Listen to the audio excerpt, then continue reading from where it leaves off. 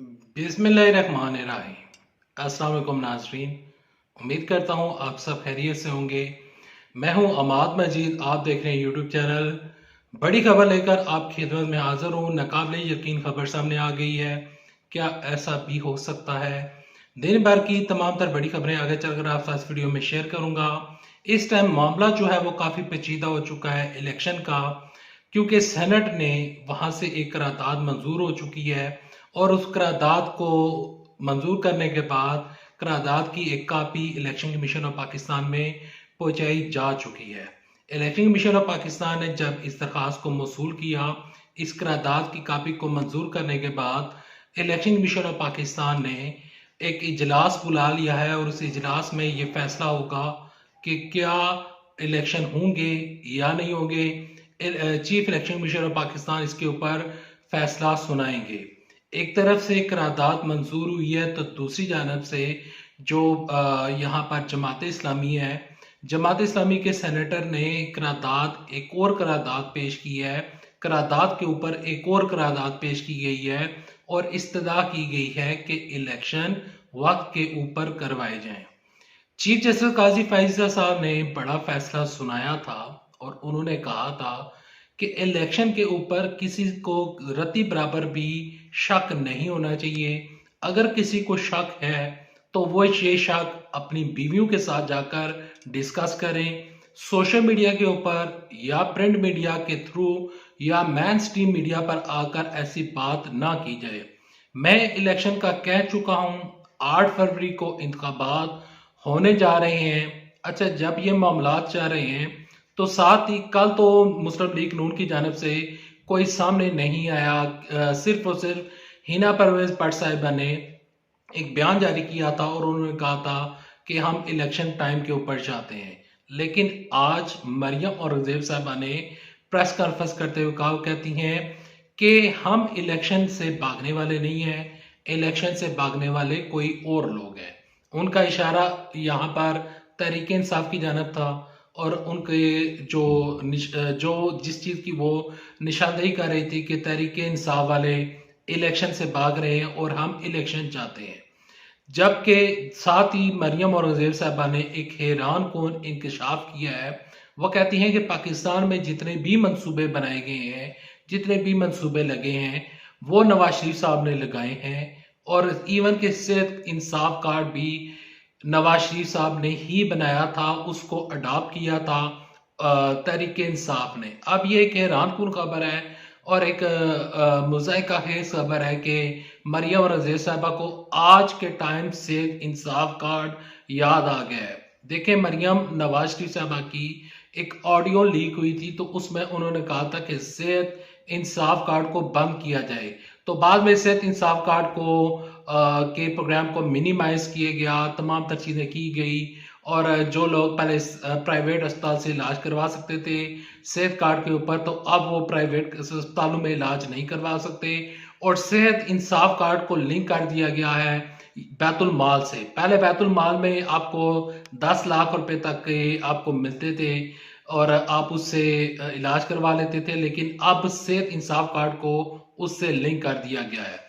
बढ़ते हैं अगली खबरों की जानब। अगली खबरें कुछ यूं हैं कि तहरीक इंसाफ के यहाँ पर जरताज गुल साहबा के कागजात नामजदगी मंजूर हुए हैं और जब मैं ये वीडियो रिकॉर्ड कर रहा था तो तहरीक इंसाफ के 4 रहनुमाओं के खुर्रम शेर जमान और जो दीगर लोग हैं उनके कागजात नामजदगी जो है मंजूर हुए हैं। कराची में तहरीक इंसाफ तैयारियां कर रही है, पीपल्स पार्टी भी कराची से तैयारियां कर रही है और इस टाइम यहाँ पर हैरान कुन बात यह है और एक हैरान कुन इंकशाफ ये है कि बिलावल भुट्टो जरदारी साहब कहते हैं कि मैं पंजाब को फतह करूंगा। अब पंजाब में जो लाहौर है 14 सीटें हैं। कुछ सर्वे रिपोर्ट्स में पढ़ रहा था जिसमें अहमद मीर साहब ने, इसके अलावा अरुण रशीद ने और कुछ दीगर साफी हैं, उनके मैं रिपोर्ट्स पढ़ रहा था और इवन के मैंने बीप अकरम साहब के कुछ रिपोर्ट्स देखे थे तो उनके मुताबिक जो 14 सीटें हैं जिसमें 3 सीटें हैं मरियम नवाज शरीफ साहबा की, शहबाज शरीफ साहब की और नवाज शरीफ साहब की, तो ये तीनों सीटें जो हैं वो निकाल सकते हैं क्योंकि ये बड़े लीडर हैं। जबकि बाकी 11 सीटों में यहाँ पर परेशानी चल रही है नून लीग के दरमियान कि हम क्या वहां से इलेक्शन जीतेंगे या नहीं, क्योंकि नून लीग का गढ़ था पंजाब से अगर वो इलेक्शन बिल फर्ज हार जाते हैं तो फिर मामला बिगड़ सकता है नून लीग के लिए, क्योंकि पंजाब से इलेक्शन जीतना इनके लिए लाजमी है। फिर कहीं जाकर नून लीग अपनी हुकूमत बना सकती है या बनाएगी। अब इलेक्शन के ऊपर कंफ्यूजन पैदा हो चुकी है और इलेक्शन के सिलसिले में जो तहरीक इंसाफ के वकील हैं बैरिस्टर गौहर अली खान, जो कि साबका चेयरमैन पीटीआई हो चुके हैं, क्योंकि बल्ले का इंतखाब निशान पेशावर हाई कोर्ट ने उनसे वापस ले लिया है। बल्ले के निशान के ऊपर जो बैरिस्टर गौहर अली खान है उन्होंने एक दरखास्त जमा करवाई है सुप्रीम कोर्ट में। साथ ही उन्होंने एक और दरखास्त जमा करवाई है तोशाखाना के केस में कि तोशाखाना केस में इमरान साहब की जो 5 साल की नाअहली है उसको खत्म किया जाए और उसको खत्म किया जाए ताकि इमरान साहब इलेक्शन लड़ने के काबिल हों। इमरान साहब जो इलेक्शन लड़ रहे हैं लाहौर से, इमरान साहब के कागजात नामजदगी मुस्तरद हुए थे। अब उस मुस्तरदी को अब जो इमरान साहब के कागजात नामजदगी थे जब उनको मुस्तरद किया गया तो आज आरओ के अगेंस्ट एक कंप्लेंट फाइल की गई थी और एक एतराज लगाकर आरओ के फैसले के ऊपर एतराज लगाकर जो यहाँ पर लाहौर इलेक्शन ट्रिब्यूनल है तो उसमें जाकर दरखास्त जमा करवाई गई थी और वहां से फैसला सामने आया है और उस फैसले के मुताबिक इमरान साहब की दरखास्त के ऊपर जिस आरओ ने एतराज लगाया था तो उस आरओ को इलेक्शन ट्रिब्यूनल ने अब तलब कर लिया गया है और उनसे पूछा जाएगा कि इमरान साहब की दरखास्त के ऊपर क्यों इतराज लगाया जा रहा है। मरियम नवाज शरीफ साहबा की आज कागजात नामजदगी मंजूर हो चुके हैं PP80 में। अब वो इलेक्शन में उनके साथ मद्दे मुकाबल होंगे तहरीक इंसाफ के बैरिस्टर नईम हैदर पंजोता साहब, दूसरी जानब अलकायन 120 में वहां से सनम जावेद साहब के कागजात नामजदगी यहाँ पर मंजूर नहीं हुए थे, उनके ऊपर भी इतराज लगा था। कल परसों तक हो सकता है कि वो भी क्लियर हो जाए। अब ये जो आइंदा आने वाले 3 से 4 दिन है, ये जो हफ्ता है या यूं कह लें जो 10-15 दिन है, इसमें तमाम तर मामला जो है वो क्लियर हो जाएंगे। यहाँ पर नून लीग क्लेम कर रही है कि वो इलेक्शन के लिए वो बिल्कुल तैयार है और इलेक्शन से भाग नहीं रहे हैं।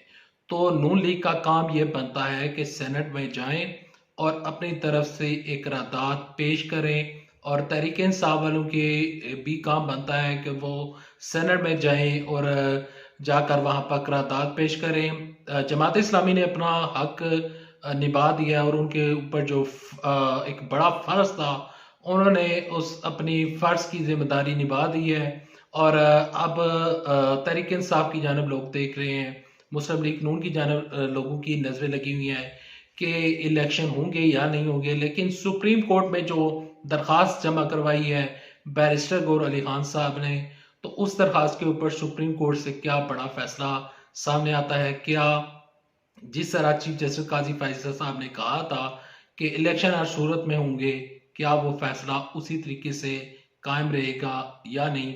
अब ये एक बड़ा सवाल हमारे सामने खड़ा हो चुका है। सवाल का जवाब मिलेगा सुप्रीम कोर्ट की जानिब से। जब वो जवाब आएगा, जब वो खबर आएगी, इंशाल्लाह आपको अपडेट करूंगा। तब तक के लिए दे इजाजत। अल्लाह हाफिज। पाकिस्तान जिंदाबाद। अफवाज पाकिस्तान जिंदाबाद। पाकिस्तान पाइंदाबाद।